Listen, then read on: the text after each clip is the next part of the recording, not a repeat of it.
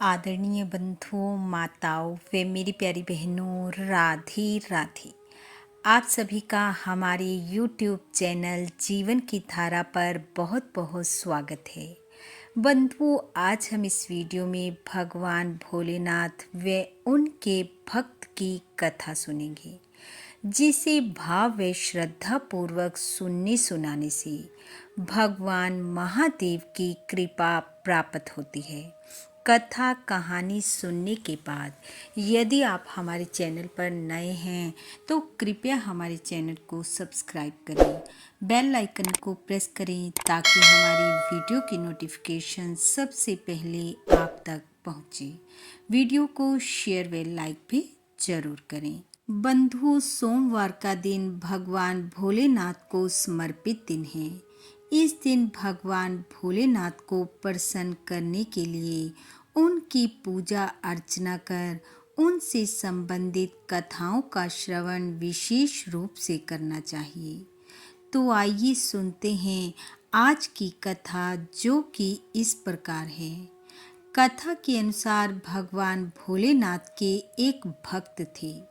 नाम था विद्यापति। विद्यापति भगवान भोलेनाथ के अनन्य भक्त थे।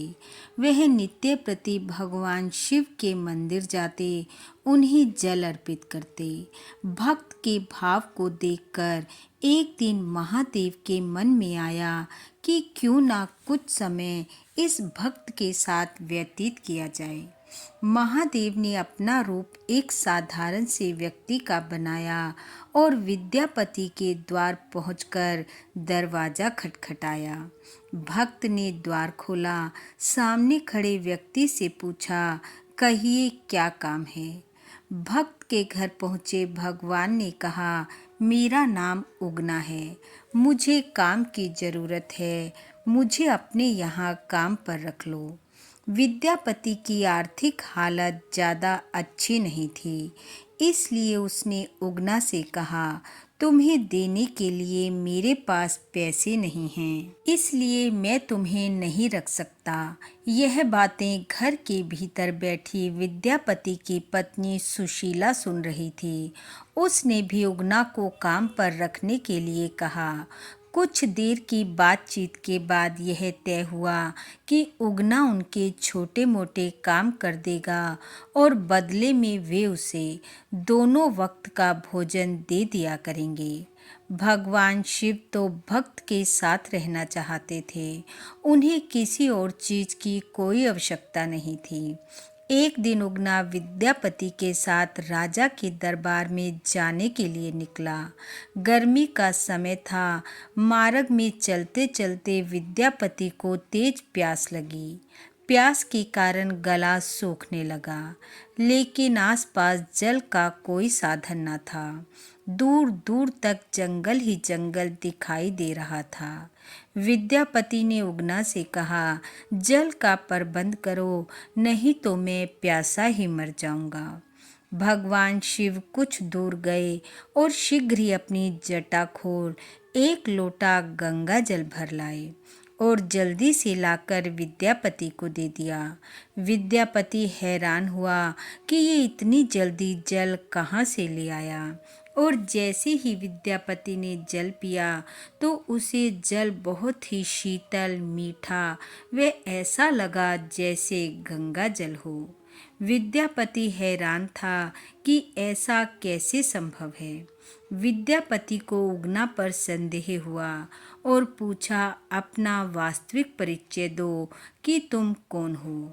जब उगना ना बोला तो विद्यापति ने शिव कहकर उगना के चरण पकड़ लिए और कहा, कृपया अपना वास्तविक परिचय दें। भक्त के प्रेम पूर्वक किए गए आग्रह को भगवान कैसे ठुकरा सकते थे। भगवान शिव ने विद्यापति को अपने वास्तविक स्वरूप के दर्शन कराते हुए कहा, पुत्र, मैं कुछ समय तुम्हारे साथ रहना चाहता हूँ, लेकिन ये बात अब तुम किसी को नहीं बतलाओगे। मैं कुछ समय तुम्हारे साथ व्यतीत करूँगा और फिर लौट जाऊँगा। विद्यापति को संसार के मालिक का सानिध्य मिल चुका था। उन्होंने भगवान शिव की बात को स्वीकार कर लिया। एक दिन विद्यापति की पत्नी सुशीला ने उगना से कोई कार्य करने को कहा, लेकिन उगना वह कार्य ठीक से नहीं कर पाया, जिससे क्रोधित हो सुशीला चूल्हे की जलती हुई लकड़ी लेकर मारने को उगना के पीछे भागी। जैसे ही विद्यापति ने यह दृश्य देखा, वो जोर से बोला, ये क्या कर रही हो? ये हमारे महादेव हैं। विद्यापति के ऐसा बोलते ही महादेव अंतर ध्यान हो गए। सुशीला पश्चाताप की अग्नि में जलने लगी और विद्यापति पागलों की भांति उगना उगना कहते हुए उन्हें वनों, जंगलों, खेत खलियानों में ढूंढने लगा।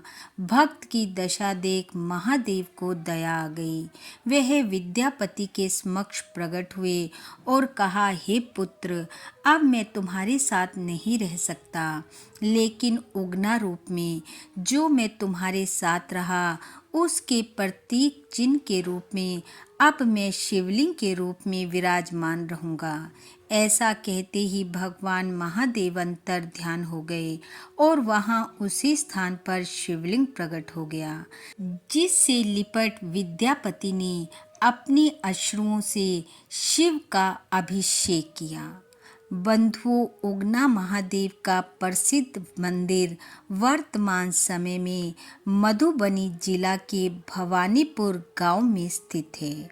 इस प्रकार जो भी मनुष्य भक्ति भाव से उगना महादेव के दर्शन करता है, इस कथा को पढ़ता सुनता व दूसरों को सुनाता है, वह महादेव की कृपा को प्राप्त करता है।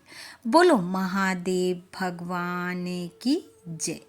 बंधुओं, भगवान महादेव की कृपा आप व आपके परिवार पर सदैव बनी रहे। आपका घर आंगन खुशियों से महकता रहे। इन्हीं शुभकामनाओं के साथ आप सबका बहुत बहुत धन्यवाद। राधे राधे।